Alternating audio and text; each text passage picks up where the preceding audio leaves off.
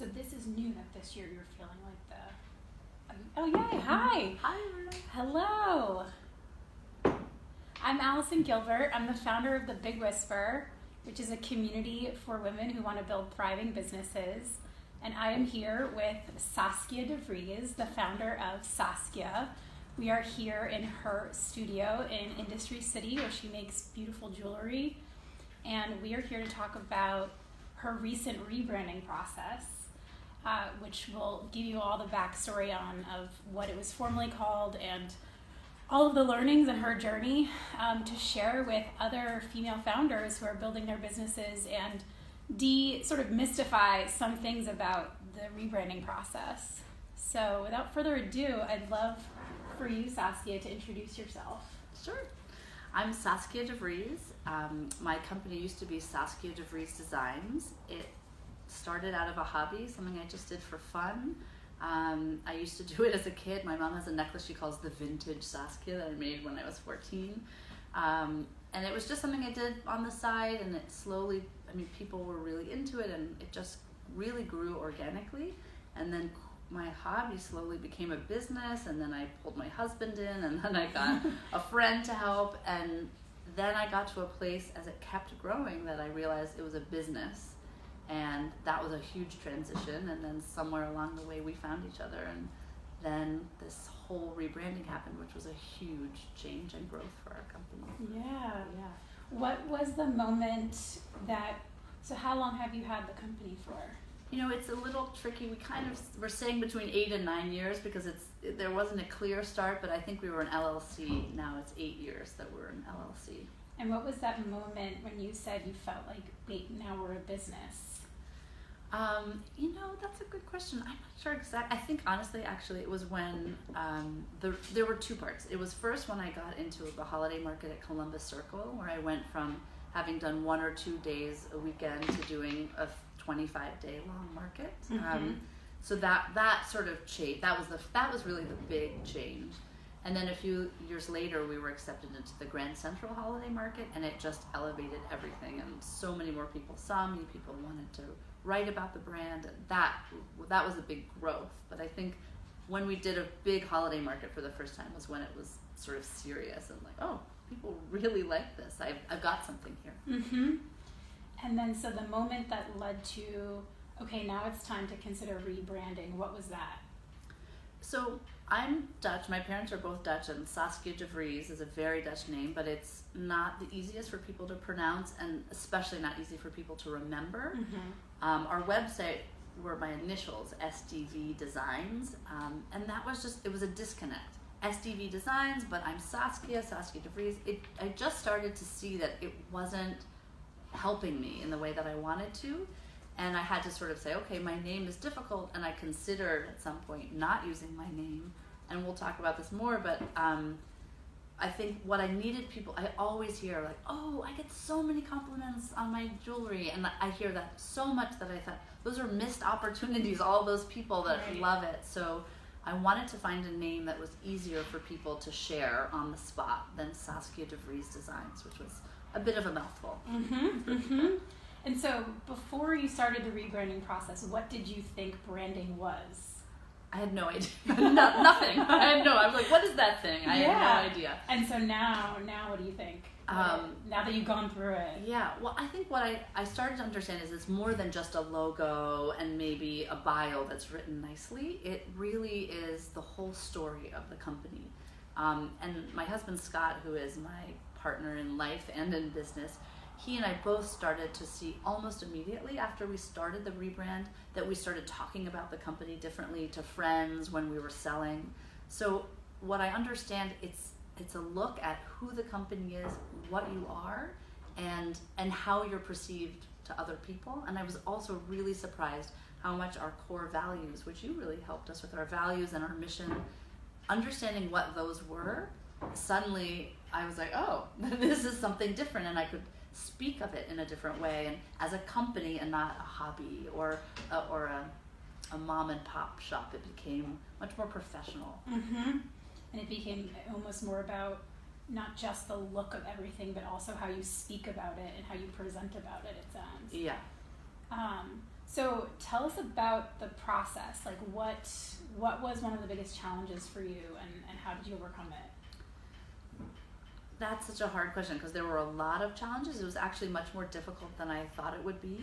I think the biggest takeaway, and this was a big learning lesson, was that I had to trust myself, that I had the answers, and I was looking to someone else, someone with all this experience, or someone who knew what branding was.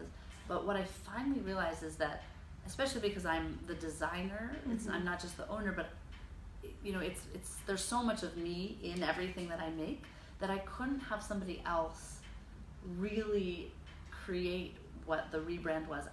I had the answers, and I had to trust it, and that was really hard. And that's something I want to say to all the young people that are listening, is that I think as women too, we maybe don't trust ourselves, and I'm going to sit a little straighter, and be a little more confident, and just say, trust yourself, and not sure you'll get advice, and experts have a lot of knowledge.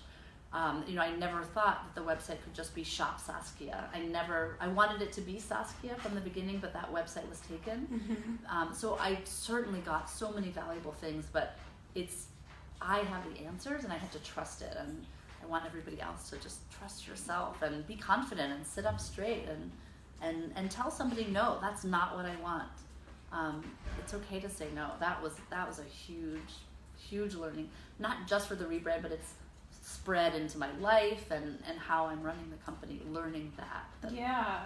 And oftentimes it's like that creative process ends up, for so many entrepreneurs, it's an emotional process, especially when you are the founder, you know, like it ends up not being just about the project, it ends up being about you. Like how do you feel you've grown as a leader in this process, or as the founder? Like what has been sort of the growth that you see for yourself? The first part of the growth is that, like you said, you discover so much about yourself. I never quite realized how my Dutch heritage is so much a part of me, and almost a conflict. Like, am I American? Am I Dutch? I have this name, but I sound American, I speak Dutch.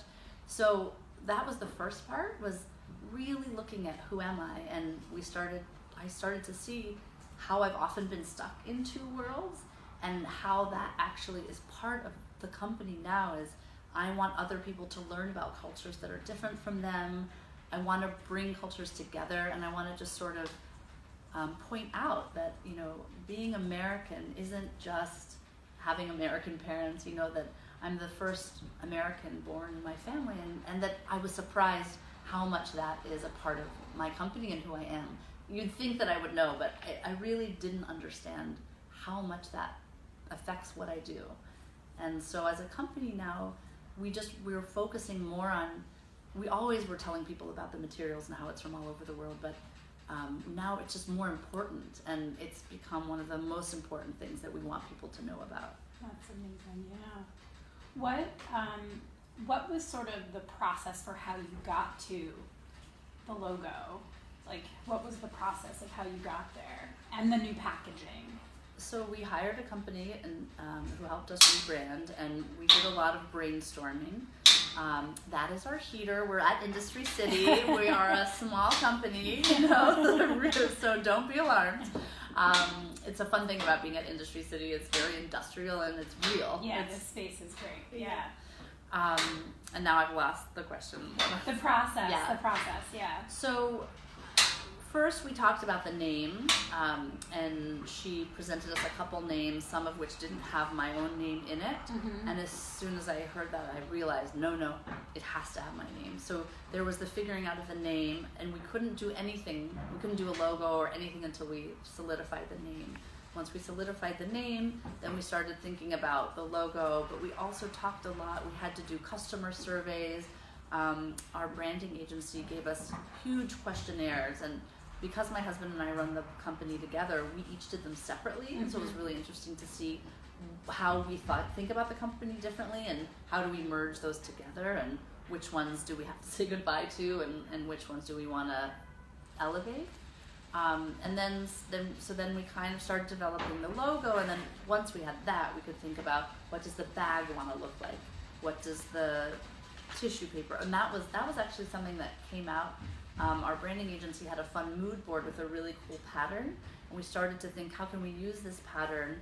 And she was working on it, and then suddenly I realized that isn't what the pattern should be. It has to be, for me, it has to be beads.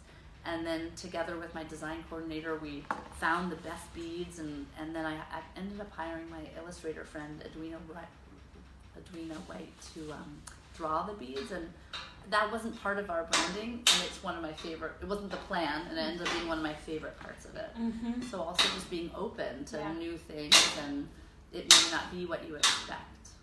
Yeah. And so having gone through all of this, we've talked about your personal growth, we've talked about what you thought branding was before and now after having gone through it, what would be some learnings that stick out to you that you would want other women entrepreneurs who are considering rebranding to think about?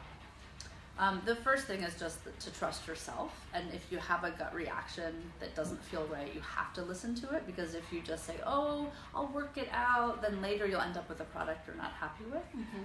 I would also research the company that you use very carefully. People collaborate in different ways, and I think this is what I learned. I learned how I collaborate and how particular I am about any creative parts. Mm-hmm. And so I think it's important for you to figure out what it is that you want, and then really, grill the people that you're considering to make sure that they are open to the kind of way that you want to work. So it's tricky. You have to figure out how you work, which I didn't really know until I started to do it.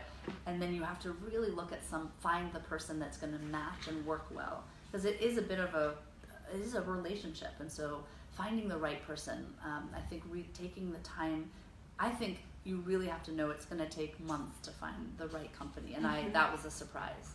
It's like dating. It chemistry is. Yeah, for a creative process. Yes. And also something I saw that you guys did a lot from the vantage point of the work that we had been doing together is you also really leaned into your network and asked a lot of people about, because branding is an elusive thing. A lot of people have different ideas of what it is. And I also thought both you and Scott did a really great job of asking people in your network about their thoughts and being open to what is marketing, what is branding, and talking to a lot of people and gut checking yourselves with outside people even beyond just, me, and even beyond just the agency that you hired. And it's tricky because everybody has an opinion, and so if you are like, oh, I love this, and someone says, oh, I don't like that, that's complicated. So you have to know when you're asking people, you sort of have to think about, this is what I think, and then gauge and take little bits of what they say, but that's that same thing, trust yourself. So even if your family is like, I hate that name, and you think it's right,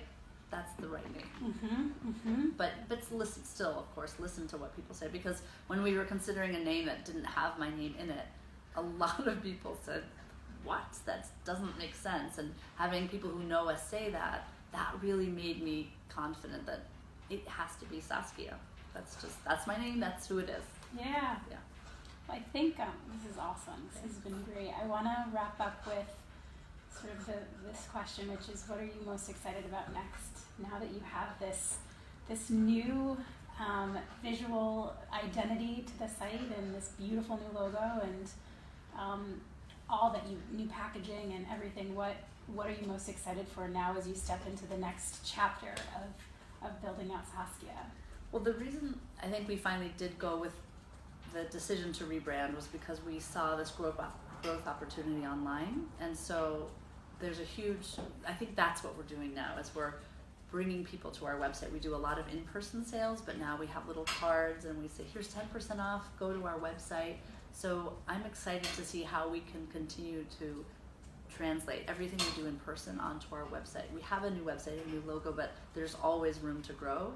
So how we get more people to visit it and make the experience online even more close to what we do in person. Love it. Yeah. Thank you so much for sharing all these learnings. My honor to be here. This is great. Thank you. Of course. And I hope that you all take some great takeaways from this and think about what Saskia shared as you consider your thoughts about rebranding and marketing your company. Bye, everybody. Bye. Thank you again. I'm so happy to do it. So happy. Are we off?